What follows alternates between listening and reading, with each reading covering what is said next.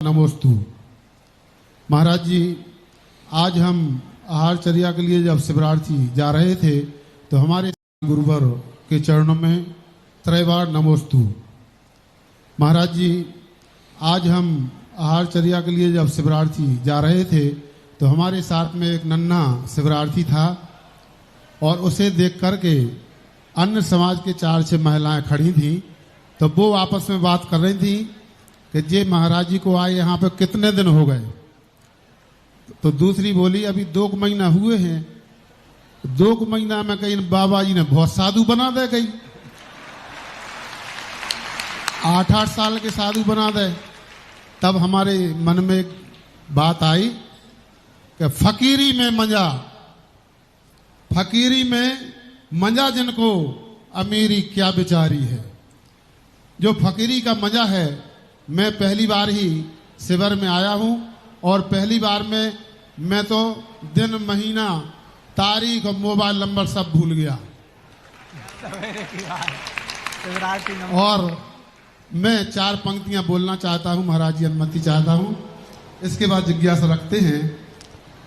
चौमासे में शिविर लगा के नए इतिहास बना रहे और विद्या गुरु ज्ञान के नाती ज्ञान पीठ खुलवा रहे। विद्या गुरु ज्ञान के नाती ज्ञान पीठ खुलवा रहे। हर साल बढ़ा रहे पांडाल को आकार आयोजक। हर साल बढ़ा रहे पांडाल का आकार आयोजक। 8 साल के का, 60 साल के का, 80 तक के आ रहे। जिज्ञासा रखी, बहुत बढ़िया। प्रयागराज बन गई अशोकनगर। प्रयागराज बन गई अशोकनगर नगरी। आजकल विद्या ज्ञान गंगा की त्रिवेणी में हम सब नहा रहे। जिज्ञासा करेंगे। श्रावक शिविर एवं संस्थान के विद्वानों की का बताएं महिमा। जिन शासन के झंडा विदेशन में फहरा रहे। महाराज जी, हमारी जिज्ञासा ये है कि सब कुछ जल गया तो फिर बचा क्या है। सब कुछ जल गया तो फिर बचा क्या है, और मैं बच गया तो फिर जला क्या है।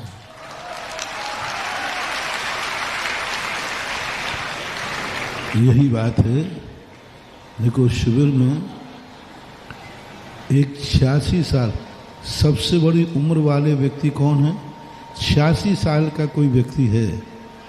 86 साल से बड़ी उम्र वाले कौन है? एक दादाजी 86 साल के हैं, कल पेपर में आया। सबसे पीछे खड़े हैं 86 साल। और 86 साल से ऊपर वाला तो इधर आ जाओ, 86 साल वाला। और 8 साल वाले ऊपर आ जाओ।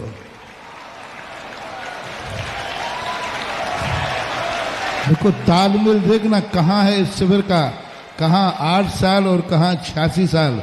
और दोनों इतने मजबूत हैं कि एक ऐसे शिविर में बैठ करके 8 साल, ये सारी दुनिया देखो, ये शिविर की क्लास आज तक ऐसा दुनिया में कॉलेज नहीं है। सुने, दुनिया में कोई कॉलेज नहीं है जिसमें 8 साल का और 86 साल का व्यक्ति एक क्लास में पढ़ता हो और सबके लिए एक से ही नियम हो, एक से ही कानून हो।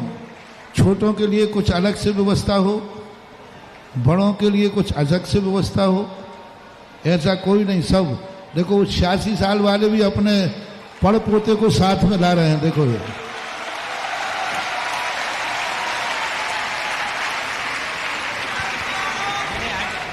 अब ये दोनों दादा पोता दोनों एक साथ खड़े हो जाओ, शक्ल देख लो सब। देखो भाई, ये इनके दादाजी हैं और इनके पोताजी हैं।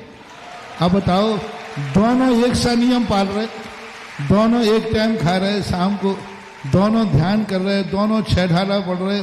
दोनों के लिए कोई भी शिविर में किंचित मात्र भी किसी को छूट नहीं है। वो कुंद स्वामी की गाथा सफल होती है जब कुंद स्वामी ने कहा था, हमारा मुनि धर्म बालो वा बुड्ढो वा पुनो ज्ञानो वा, बालक हो वृद्ध हो चाहे बीमार हो, हमारे 28 मूल गुण की जो मुनिचर्या है वो सबके लिए एक समान रहेगी। यानी 8 साल का भी मुनि बने तो भी वही चर्या है, 100 साल का व्यक्ति बने तो भी वही चर्या है।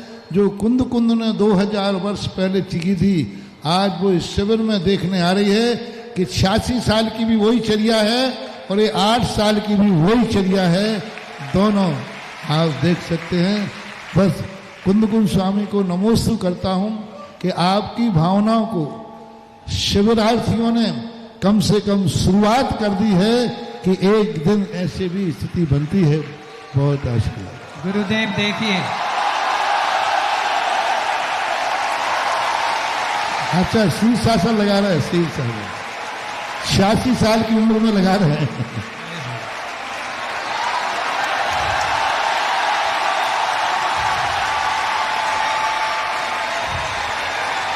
ये पूरी दुनिया में सिर्फ गुरुदेव सुधा सागर जी महाराज की क्लास में ही हो सकता है, जहां पड़पोता भी है। यही स्थिति बनती है कि जब सब कुछ जल चुका है तो बचा क्या है, और जब मैं खुद बच गया है तो फिर जला क्या है। यही स्थिति है। जब सब कुछ व्यक्ति दुनिया में लुट जाता है तो फिर क्या बचा। लेकिन जिंदगी में यदि धर्म बच गया तो समझ लेना चाहिए कुछ भी लुटा नहीं। हमारे शास्त्रों में आया कि जब व्यक्ति मरण को प्राप्त हो जाता है, मरने लग जाता है, तब ये बात आती है अब तो मेरा सब छूट जाएगा, सब मिट जाएगा। तो ज्ञानी व्यक्ति कहता है कि हाँ सब कुछ मिट जाएगा, सब कुछ छूट जाएगा, लेकिन मैं भी अगले भाव में रहूंगा। तो फिर मिटा क्या है, सब वही तो है, मैं हूँ। यही शाश्वत सत्ता है। आशीर्वाद बीच में है। ये सुने ये 32 साल के 86 दादाजी थे ना, ये शिविर के 32 साल के खंडहर हैं, और ये आगे के 32 साल की पौध है। ये नर्सरी है आगे के 32 सालों के लिए। और वो जो दादाजी गए ये अभी तक के 32 साल के खंडहर हैं, जो देखो खंडहर भी ऐसे लगा रहे जैसे बच्चे लोग कूद रहे हैं। एक शेर है, खंडहर बता रहे हैं कि इमारत कितनी बुलंद है। जी नमोस्तु। जैनों में एक संत हुए विद्यासागर जिनका नाम था, दिगंबर थी पहचान पर हर जैनी का प्रणाम था। नेता हो अभिनेता हो गुरुवर को शीश झुकाते थे, हर घर समुदाय में गुरुवर का सम्मान था। कुछ लोग धर्म गुरु बनकर धर्म का सौदा करते हैं, रहते कोठी बंगले में और गाड़ियों में फिरते हैं। धन संपत्ति छोड़ो फूटी कौड़ी भी न रखते थे, लाख पड़े छाले फिर भी नंगे पाँव चलते थे। पंचम काल में जन्मे तब तक चौथ काल की चर्या थी, एक बार भोजन लेते कठिन त्याग तपस्या थी। गर्मी में ना पंखा सर्दी बिन चादर होते थे, आचार था पद फिर भी लकड़ी पर ही सोते थे। दिगंबर साधु 2 महीने में केस लोशन करते हैं, उखाड़े सिर के बाल और पीड़ा से गुजरते हैं। चलते थे हर रोज मेरे देश को रोशन करते थे, विद्यासागर संत नहीं कल्लुक के तीर्थंकर थे। कुछ लोग कहते हैं कि जैन साधु नग्न में होके फिरते हैं, नग्न ही दिगंबर है दिशाएं ओढ़े चलते हैं। वादा करो सिखलाया जो भूल कभी ना जाओगे, मेरे गुरुवर के विचारों को घर घर तक पहुंचाओगे। मांस मदिरा छूओगे नहीं, अहिंसा पद अपनाओगे, जैन कुल में जन्मे हो जैनों का मान लो। जय बोलो संत शिरोमणि आचार्य गुरुवर विद्यासागर महामुनि राज की।